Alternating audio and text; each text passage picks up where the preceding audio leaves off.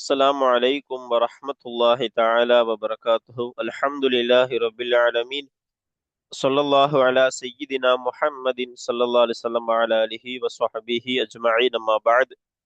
மிஃப்தாஹுல் அரபியா கிதாபினுடைய இரண்டாம் பாகத்தினுடைய 70ஆம் நாள் பாடத்திலே நாம் அமர்ந்திருக்கிறோம். அல்ஹம்துலில்லாஹ். இந்த பாடங்கள் தொடர்ந்து நடைபெற அல்லாஹ் தௌஃபீக் செய்வானாக. ஆமீன். நம்முடைய ஜாமியா ரகீப் எஜுகேஷனல் ட்ரஸ்டின் மூலமாக இது போன்ற நாம் பல்வேறு விதமான தீன் சம்பந்தமான துனியா சம்பந்தமான சேவைகளை ஆற்றி வருகிறோம். இந்த சேவைகள் எவ்வித தொய்வின்றி சிறப்பான முறையில் தொடர்ந்து நடைபெறுவதற்காக அனைவரும் துஆ செய்யுங்கள். இன்னும் ஆதரவு தாருங்கள். நன்மையான காரியங்களில் அனைவரும் ஒன்று சேருவோம், முந்திக் கொள்வோம். நாம் ஆற்றுகிற இந்த சேவைக்கு பொருளாதார பங்களிப்பு செலுத்த நாடுபவர்கள் இங்கே நம்முடைய அக்கவுண்ட் டீட்டெயில்ஸ் கொடுக்கப்பட்டுள்ளது. அதே போன்று QR கோடும் இங்கே வழங்கப்பட்டுள்ளது. இதன் மூலம் தங்களுடைய பொருளாதார பங்களிப்புகளை செலுத்திக் கொள்ளலாம். அல்லாஹ் ரபுல் ஆலமீன் நன்மையான காரியங்களில் ஒன்று சேருகிற முந்தி செல்லுகிற தௌஃபீகை அல்லாஹ் நமக்கு தந்தருள் புரிவானாக. ஆமீன் யா ரப்பல் ஆலமீன். நம்முடைய இன்றைய 70ஆம் நாள் பாடமான இன்றைய பாடத்தில் மிஃப்தாஹுல் அரபியா கிதாபின் இரண்டாம் பாகத்தினுடைய 25வது பாடத்தினுடைய பயிற்சிகளை நாம பார்க்க இருக்கிறோம். அப்ப இந்த பாடத்துல பொதுவாக ஃபெயில்களை எப்படி புழங்கணும் என்பது குறித்து நமக்கு சொல்லி கொடுத்திருக்கிறாங்க. அந்த ஃபெயில்களை குறித்ததான பயிற்சிகளை நமக்கு இப்ப தரப்போறாங்க.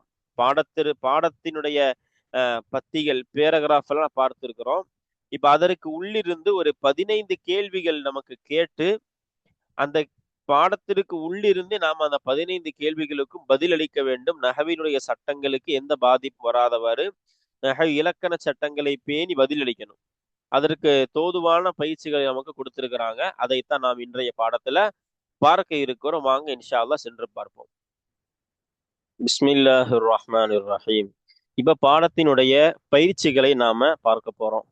ஃபர்ஸ்ட் என்னது? அலிஃபுடைய பயிற்சி. இதுல ஒரு சில கேள்விகள் கேட்க போறாங்க. பாடத்திற்கு உள்ளிருந்து பதில்களை எடுத்து இதற்கு நாம கொடுக்க போறோம். அப்படி சுமார் ஒரு 15 கேள்விகள் இந்த பாடத்திலிருந்து நமக்கு கேட்க போறாங்க. இந்த அலிஃபுடைய பயிற்சியான முதல் பயிற்சியில அதற்கு நம்ம நஹவினுடைய சட்டங்கள் உடையாம ஃபிஅலுகளை முறையாக பயன்படுத்தி உரிய பதிலை நாம கொடுக்க போறோம் கிதாபிற்கு உள்ளிருந்து. சரி, வாங்க இப்ப நம்ம முதல் கேள்வியை பார்ப்போம். ஃபர்ஸ்ட் கேள்வி என்னது? ஐயு மதரசத்தின் அக்பரு மின் ஜமீஇல் மதாரிசி ஃபில் ஹிந்தி. இந்தியாவிலே அனைத்து மதரசா பாடசாலைகளை விட மிகப்பெரியதாக இருக்கிறது எந்த மதரசா? அப்ப எந்த பாடசாலை இந்தியாவில் உள்ள எல்லா பாடசாலைகளை விட மிகப்பெரியது அப்படின்னு கேள்வி கேட்டிருக்கிறாங்க. இந்தியாவிலேயே எது பெரிய மதரசா, எது பெரிய பாடசாலை? அப்ப அதுக்கு நம்ம கிதாபிற்கு உள்ளிருந்தே பதில் கொடுக்க போறோம். எப்படி? தாருல் உலூமி பி தேவ்பந்த அக்பரு மின் ஜமீஇல் மதாரிசி ஃபில் ஹிந்தி. தாருல் உலூமி பி தேவ்பந்த், தேவ்பந்த் பகுதியிலே உள்ள தாருல் உலூம் எனும் பாடசாலை மதரசாவாகிறது அக்பரு மிகப்பெரியதாக இருக்கிறது. எதை விட? மின் ஜமீஇல் மதாரிசி ஃபில் ஹிந்தி, இந்தியாவிலே உள்ள எல்லா பாடசாலைகளை விடவும் மிகப்பெரியதாக இருக்கிறது. அப்ப இந்தியாலேயே பெரிய மதரசா எது? தேவ்பந்தில் இருக்கக்கூடிய அந்த தாருல் உலூம் என்கிற மதரசா. இதுதான் முதல் கேள்விக்குண்டான பதில். இரண்டாவது கேள்வி என்ன பாருங்க. மன் பலாஉ அசாச தாரில் உலூமி பி தேவ்பந்த். இங்க பி என்று வரணும். இந்த அச்சுப்பிழையாக இந்த ஒரு கோடு வந்திருக்கு. அப்ப இங்க நம்ம எப்படி வரணும்? பி தேவ்பந்த், தேவ்பந்தில் இருக்கக்கூடிய தேவ்பந்து பகுதியிலே உள்ள தாருல் உலூம் மதரசாவினுடைய அஸ்திவாரத்தை, அடிப்படையை அமைத்தவர்கள் யாராக இருக்கிறார்கள்? அப்ப யார் இந்த தாருல் உலூம் மதரசாவிற்கு அஸ்திவாரம் இட்டது? யார் இதை தொடங்கியது அப்படின்னு கேக்குறாங்க. அதற்கு சொல்றாங்க பாருங்க, என்னது? அல் உலமா உஸ்ஸாலிஹூன வலஉ அசாஸஹா. இதுதான் பதில். நல்லோர்களான அறிஞர்களாகிறவர்கள், ஆலிம்களாகிறவர்கள் வலஉ அமைத்தார்கள், அசாஸஹா அதனுடைய அஸ்திவாரத்தை. எதனுடைய? தேவ்பந்தில் இருக்கக்கூடிய தாருல் உலூம் மதரசாவினுடைய அஸ்திவாரத்தை அவர்கள் அமைத்தார்கள். யாரப்போ? நல்லோர்களான அறிஞர்கள், உலமாக்கள். அப்போ அறிஞர்களால், நல்லோர்களான அறிஞர்களால் அமைக்கப்பட்ட அஸ்திவாரமிடப்பட்ட ஒன்றுதான் எனது இந்த தாருல் உலூம் தேவ்பந்த் மதரசா என்பது அப்படிங்கிறாங்க. மூன்றாவது கேள்வி பாருங்க, மதா வலஉ அசாசஹா. மூணாவது கேள்வி என்னது? மதா வலஉ அவர்கள் எப்பொழுது வைத்தார்கள், அசாசஹா அதனுடைய அந்த தாருல் உலூம் மதரசாவின் அஸ்திவாரத்தை எப்பொழுது வைத்தார்கள், அமைத்தார்கள். அப்ப எந்த ஆண்டுல எப்பொழுது வைத்தார்கள் அப்படிங்கிற கேள்வி சொல்றாங்க பாருங்க. கபில கர்னிம் வசலாசீன ஆமா, அதாவது 130 ஆண்டுகளுக்கு முன்பாக, சுமார் எனது 130 ஆண்டுகளுக்கு முன்பாக. கர்ணுனா ஒரு நூற்றாண்டு நடத்தும், அப்ப 100 ஆண்டு. அப்ப ஒரு நூற்றாண்டும் 30, அப்ப 130, அதாவது 130 ஆண்டுகளுக்கு முன்பாக. அவ பதில் எப்படி வருதுன்னு, வலஉ அசாசஹா கபில கர்னிம் வசலாசீன ஆமா தான் பதில். அந்த மதரசாவில் அஸ்திவாரத்தை அவர்கள் அமைத்தார்கள், யாரு? நல்லோர்களான அறிஞர்கள் அமைத்தார்கள். எப்ப? 130 ஆண்டுகளுக்கு முன்பாக. அப்ப ஒரு பழமை மிக்க மதரசா தான் எது? தாருல் உலூம் தேவ்பந்தினுடைய மதரசா. அடுத்து நான்காவது கேள்வியை பாருங்க. அயதுலுபுல் இல்ம ஃபீஹா, அந்த மதரசாவிலே கல்வியை தேடுகின்றார்களா? அததுன் கபீருன், பெரிய எண்ணிக்கையில் உள்ள மினத்துல்லாவி மாணவர்களிலிருந்தும் பெரிய எண்ணிக்கை கொண்டவர்கள், பெரிய எண்ணிக்கை உள்ளவர்கள் அந்த மதரசாவிலே கல்வியை தேடுகின்றார்களா? அப்ப இப்ப நிறைய பேர் படிக்கிறாங்களா? மாணவர்கள் நிறைய பேரு அந்த மதரசால படிக்கிறாங்களான்னு கேள்வி. அதுக்கு என்ன பதில் கொடுக்குறோம் நாம பாருங்க. யத்லுபு ஃபீஹா அல் இல்ம அல் யௌம ஐலன் அததுன் கபீரும் மினத்துல்லாபி. என்ன பதில் கொடுக்குறோம்?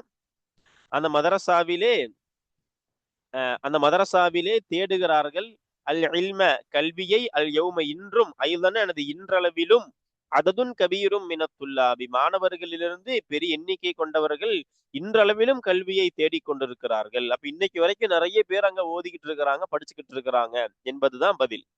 பாருங்க அடுத்த கேள்வி என்னது? எதன ஐந்தாவது கேள்வி என்னது?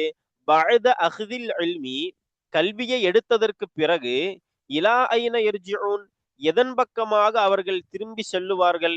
அப்ப எங்க போவாங்க? கல்வி எல்லாம் படிச்சுட்டு ஓதி முடிக்கிறாங்க, 7 வருஷமோ அல்லது 10 வருஷமோ ஓதி முடிக்கிறாங்க. ஓதி முடிச்ச பிறகு அவங்க எங்க போவாங்க? அதை நமக்கு சொல்றாங்க பாருங்க. வஹும், இந்த ஹும் தான் பதில், வாவு தேவையில்லை. ஹும் அவர்கள் யாரு? துல்லாபுகள், அந்த மாணவர்கள். பஅத அஹ்தில் இல்மி கல்வியை எடுத்ததற்கு பிறகு, யர்ஜிஊன அவர்கள் திரும்பி செல்லுவார்கள், இலா அவுதானிஹிம் அவரவர்களினுடைய சொந்த ஊர்களின் பக்கம். அப்ப அவங்கவுங்க ஊர்களுக்கு போயிருவாங்க. தேவ்பந்த் இடத்துல போய் ஓதிட்டு படிச்சுட்டு அவங்க தமிழ்நாடா கேரளாவா எந்த மாநிலம் எந்த ஊர் அதை நோக்கி அவரவர்களுடைய சொந்த ஊர்கள் பக்கமாக திரும்பி செல்லுவார்கள். அதுதான் பதில். சரி பாருங்க. இப்போ அடுத்த ஆறாவது கேள்வி என்ன? மை யஃப்ரஹு பிஹிம், அவர்களை கொண்டு சந்தோஷம் அடைபவர்கள் யார்? ஃபி அவுதானிஹிம் அவரவர்களுடைய சொந்த ஊர்களிலே. அவங்க ஊருக்கு போனா யாரெல்லாம் சந்தோஷம் அடைவா அவங்கள பார்த்து? அதை விளக்குறாங்க பாருங்க. வாலிதுஹும், இந்த ஃபா தேவையில்லை. வாலிதுஹும் அந்த மாணவர்களுடைய தந்தை, யஃப்ரஹு பிஹிம் அவர்களை கொண்டு சந்தோஷம் அடைவார். வ உம்முஹும் தஃப்ரஹு பிஹிம் அந்த மாணவர்களுடைய இன்னும் அந்த மாணவருடைய உம்மா தாய் அவர்களை கொண்டு மாணவர்களை கொண்டு சந்தோஷம் அடைவாள். வ உஸ்ரத்துஹும் தஃப்ரஹு பிஹிம் இன்னும் அவர்களுடைய குடும்பத்தார்கள் அந்த மாணவர்களை கொண்டு சந்தோஷம் அடைவார்கள்.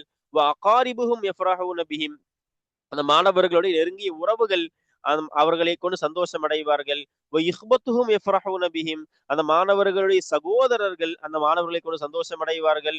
அஹவாத்துஹும் யஃப்ரஹ்ன பிஹிம் அந்த மாணவர்களுடைய சகோதரிகளும் இன்னும் அந்த மாணவர்களின் சகோதரிகளும் அவர்களை கொண்டு அந்த மாணவர்களை கொண்டு சந்தோஷம் அடைவார்கள். இப்படி இவர்கள் எல்லாம் அவங்க ஓதி முடிச்சு வீட்டுக்கு வரும் பொழுது, சொந்த ஊருக்கு வரும் பொழுது சந்தோஷம் அடைவார்கள் என்று நமக்கு சொல்லி தராங்க. அடுத்து ஏழாவது கேள்வி பாருங்க. அஃபீ தாரில் உலூமி அசாத்திதத்துன் கிலாதுன் ஷிதாதுன் முரப்பூன கைரு சாலிஹீன். என்ன சொல்ல வராங்கன்னா, அஃபீ தாரில் உலூமி அந்த தாருல் உலூம் என்ற அந்த மதரசாவிலே இருக்கிறார்களா? அசாத்திதத்துன் ஆசிரியர்கள். எப்படிப்பட்ட ஆசிரியர்கள்? கிலாதுன் கடினமானவர்கள், ஷிதாதுன் அதே அர்த்தம் தான், கடுமையான.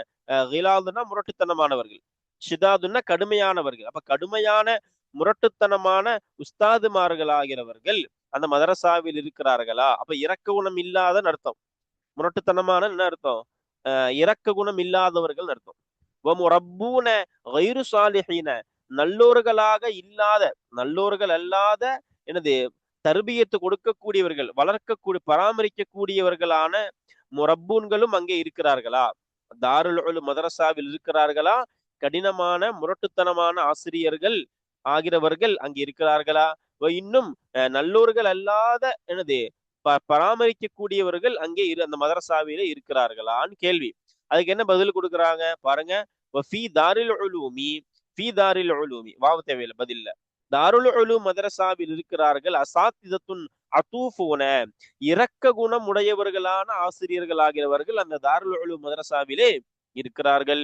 இன்னும் முரப்பூன, இன்னும் முரப்பூன பராமரிப்பவர்கள், சாலிஹு நல்லோர்களான பராமரிப்பவர்களும் அங்கே அந்த மதரசாவிலே இருக்கிறார்கள். கடினமானவங்களோ நல்லவர்கள் அல்லாதவர்களோ இல்ல, நல்லவங்க தான் எல்லாம் அப்படிங்கிறாங்க. அடுத்து 8வது கேள்வி பாருங்க.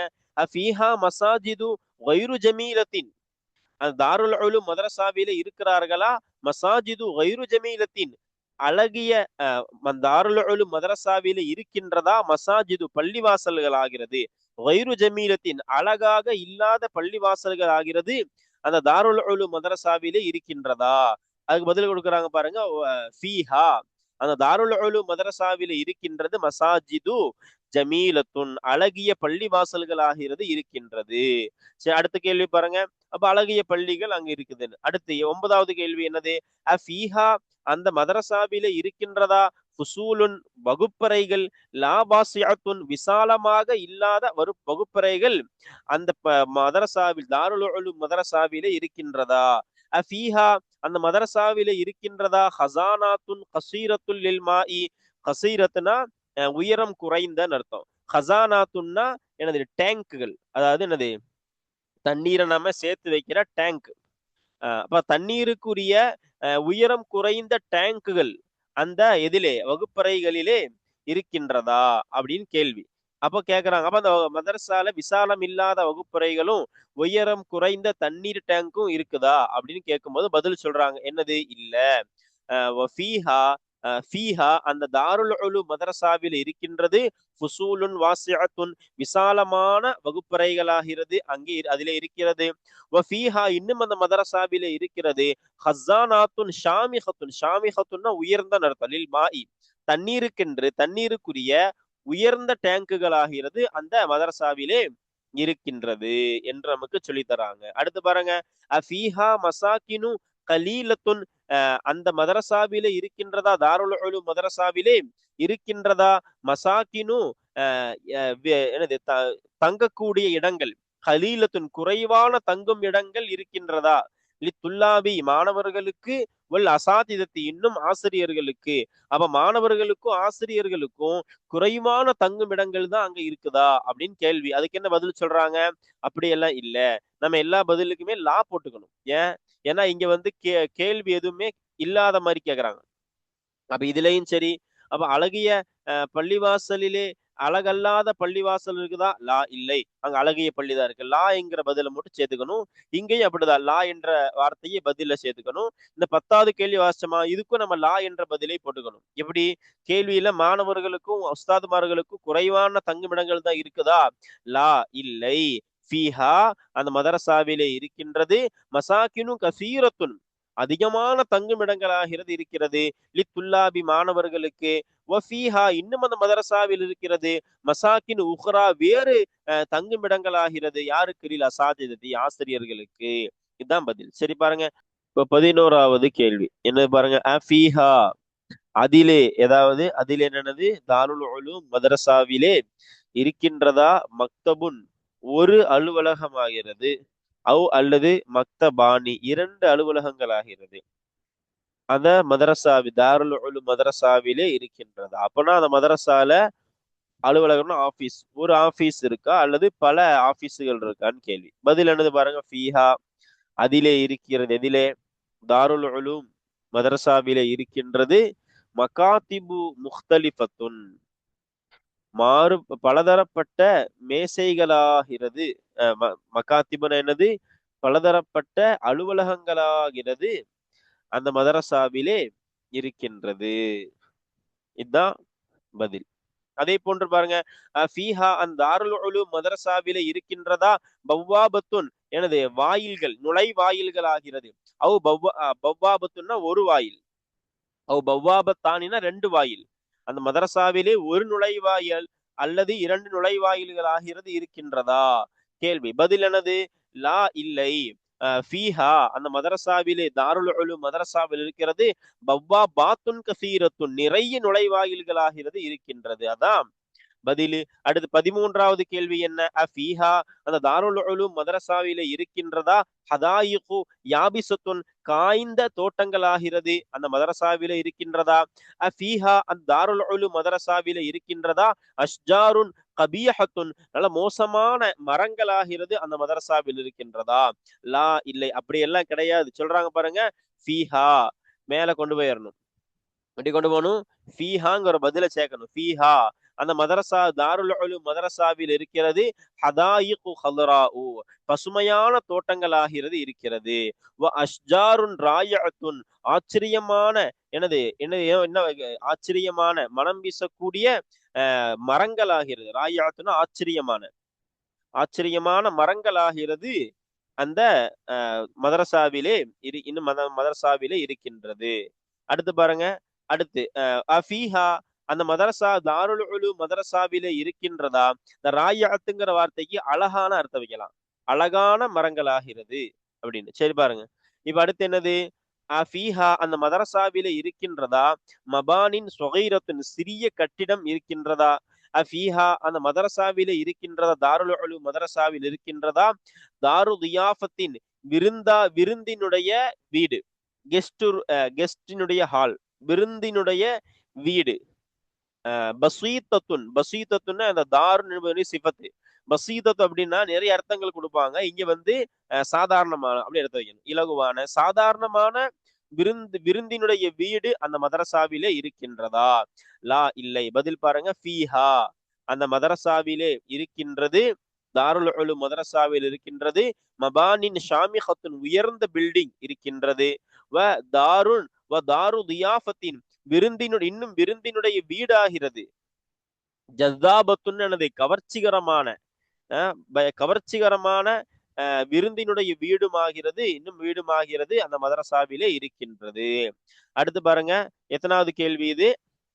நம்ம பார்க்கக்கூடிய அந்த 15 கேள்விகள்ல நம்ம 14 பார்த்துட்டோம். 15வது கேள்வி என்ன பாருங்க? அஃபீஹா, அந்த மதரசாவிலே, தாருல் உலூம் மதரசாவில் இருக்கின்றார்களா, துல்லாபுன் கைரு முஜ்தஹிதீன, மாணவர்கள் முயற்சி செய்யாதவர்களான, முயற்சி செய்பவர்கள் அல்லாத மாணவர்கள் ஆகிறவர்கள் அந்த மதரசாவிலே இருக்கின்றார்களா? பதில் என்னது? லா, இல்லை. மாறாக எப்படி?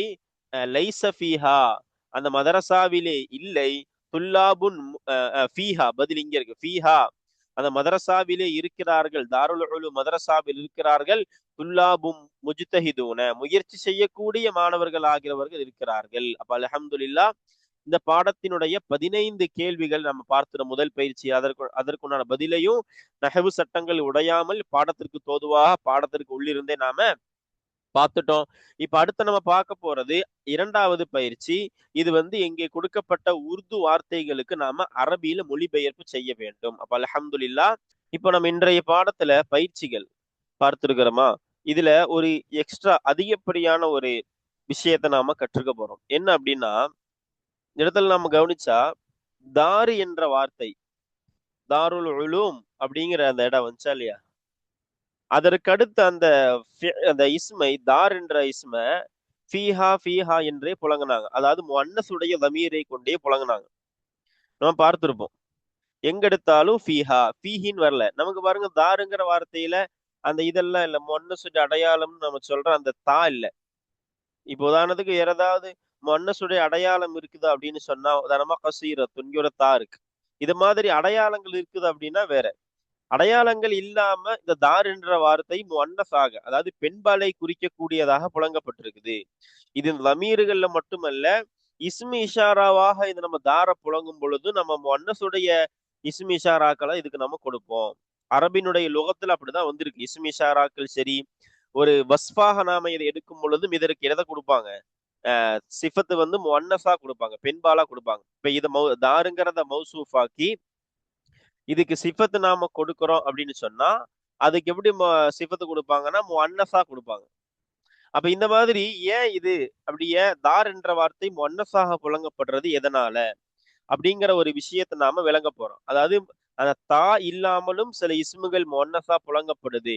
அதுல ஒண்ணுதான் தாரு. எதனால என்பதை நாம் இன்றைக்கு பார்க்க போறோம்.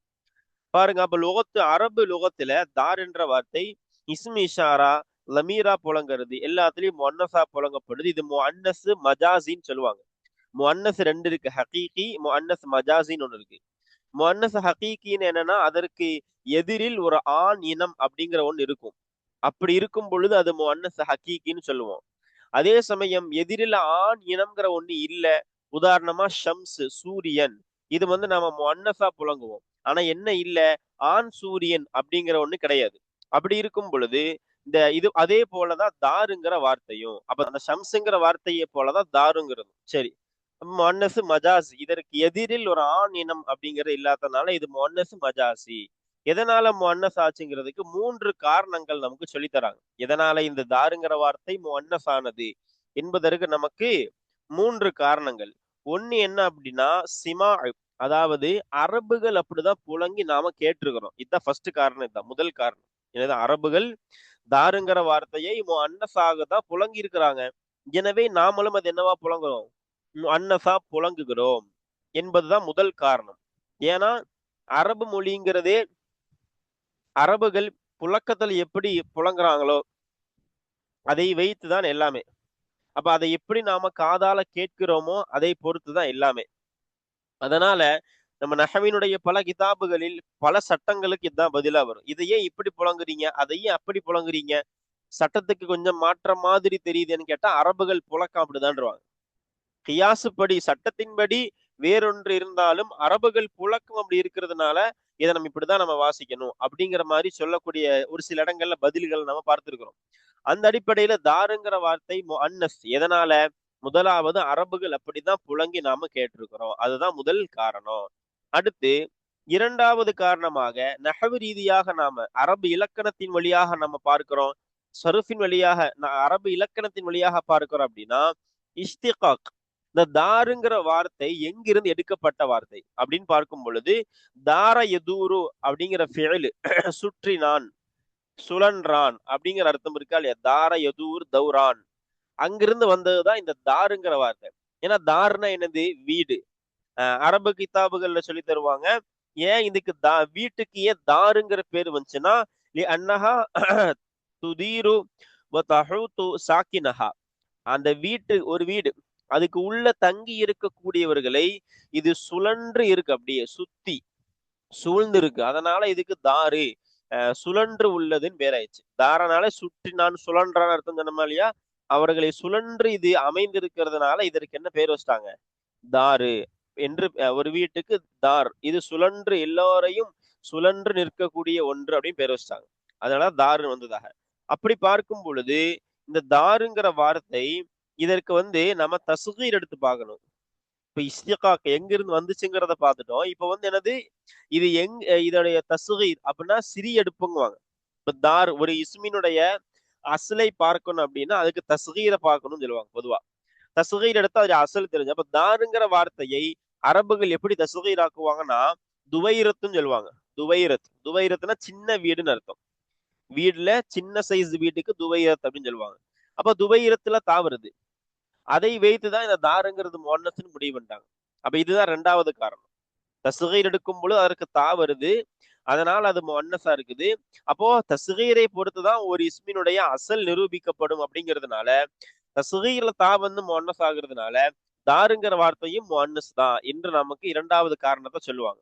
அதே போல மூன்றாவது காரணம் என்ன, இந்த தாருங்கிறத முஅன்னஸா புழங்குறதுக்கு மூன்றாவது காரணம் என்ன அப்படின்னா அதே அர்த்தத்தின் ரீதியில அது முஅன்னஸ். பொதுவாகவே அரபுகள் இந்த இடங்களை குறிக்கக்கூடிய வார்த்தைகளை பொதுவாகவே முஅன்னஸா புழங்குற வளம் அவங்களுக்கு இருக்கு. அங்க புக்காத்து அப்படிங்கிற ஒரு அர்த்தத்தை உள்ள வச்சுக்குவாங்க. இடம், மஹல்லத்து இடம் அப்படிங்கிறத உள்ள வச்சு அந்த ஒரு இடத்தை குறிக்கக்கூடியதற்கு என்ன சொல்லுவாங்க, பொதுவாகவே முஅன்னஸா புழங்குற வளமை அரபுகள்கிட்ட உள்ளது. அதனால இது என்னது, முஅன்னஸாக புழங்கப்பட்டுள்ளது. ஏன்னா வீடுங்கிறது ஒரு இடம் தான். அதனால இப்படி இந்த மூன்று காரணங்களை வைத்துதான் என்ன சொல்றாங்க, நமக்கு இது முஅன்னஸ் என்பதாக குறிப்பிடுறாங்க. பொதுவா தா இல்லாத குண்டுத்தான் சொல்லுவோமா இல்லையா, அது இல்லாத பல இஸ்முகளும் முஅன்னஸ் ஆகிறது இது போன்ற ஏதோ ஒரு காரணத்தை வச்சா இருக்கும். அதுல ஒண்ணு சொல்லுவாங்க 3 எழுத்து வந்து ஒரு இஸ்மு 3 ஹர்ஃபுகள் எழுத்துகள் கொண்டதா வந்து நடு எழுத்து சுக்கூன் பெற்று இருந்தால் அது என்னவா இருக்கும்? முஅன்னஸா இருக்கும் அப்படிங்கிற மாதிரி சொல்லுவாங்க. இந்த மாதிரி நாரு, அரளு, ஷம்ஸு, பி'ரு இந்த மாதிரி வார்த்தைகள்லாம் அது அந்த கூட்டத்தை சார்ந்தது. நடு எழுத்து சுக்கூன் பெற்று வர்றதுனால அதை என்ன சொல்லுவாங்க? அது ஒரு முஅன்னஸுடைய அடையாளமாக தான் கிதாபுகள்ல சொல்லி, அந்த அடிப்படையிலும் தாருங்கிறது என்னவாகுது? முஅன்னஸ் ஆகுதுன்னு இப்படி நிறைய காரணங்களால தான் முஅன்னஸ் தார் என்பது முஅன்னஸ் பெண்பாலாக புழங்கப்படுகிறது. அதனால தான் நமக்கு இந்த எல்லா இடங்கள்லயும் ஃபீஹா, ஃபீஹா, ஃபீஹா என்று நமக்கு குறிப்பிட்டிருந்தோம் என்பது நமக்கு சொல்லித் தராங்க. இன்னும் சொல்லப் போனா தாருல் உலூம்ங்கிறது ஒரு மദ്രസா, மദ്രസத்துன் தாருல் உலூம் என்ற ஒரு பாடசாலை, மദ്രസா. அது முஅன்னஸான வார்த்தை தானே மദ്രஸாங்கிறது. அதை அடிப்படையாக வைத்தும் கூட ஃபீஹா என்று முஅன்னஸ் லமீரை கொண்டு வந்திருக்கலாம். ஆக இப்படிதான் இந்த ஃபீஹா என்ற லமீரை போடுவதற்கு, முஅன்னஸ் லமீரை போடுவதற்கு இது போன்ற காரணங்கள் உள்ளது என்பதை நாம விளங்கிக் கொள்ள வேண்டும். இது இன்றைய பாடத்தில் நம்ம பார்த்த அதிகப்படியான ஒரு செய்தி. அல்லாஹ் ரப்புல் ஆலமீன் இப்பொழுது விளங்கிய இந்த கல்வி ஞானத்தில் அல்லாஹ் நமக்கு பரக்கத்து செய்வானாக. அல்ஹம்துலில்லாஹ். இன்றைய பாடம் இத்தோடு நிறைவு பெறுகிறது. இந்த 25வது பாடத்துல நாம செயல்களை குறித்து அதன் உதாரணங்களை எல்லாம் நம்ம பார்த்து முடிச்சிருக்கிறோம் பயிற்சிகளோடு. இப்ப அடுத்து வரக்கூடிய பாடங்களில் அதருசு சாதிசு வல் யஷ்ரூன் என்ற 26வது பாடத்தை நாம இனி வரக்கூடிய பாடங்களிலே பார்க்கலாம். இன்ஷா அல்லாஹு தஆலா. அஸ்ஸலாமு அலைக்கும் வரஹ்மத்துல்லாஹி தஆலா வபரகாத்துஹு.